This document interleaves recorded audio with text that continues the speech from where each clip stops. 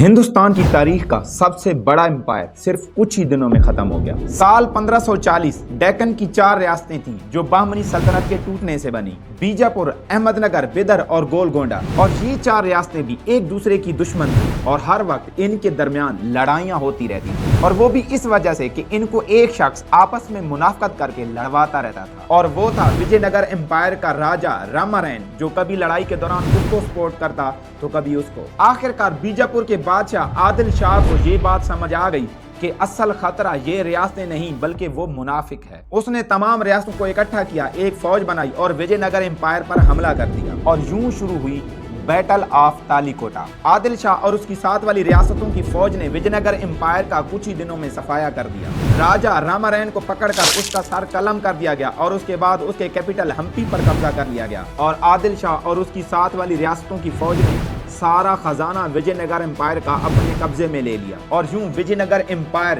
ہندوستان کے نقشے سے ہی مٹ گیا۔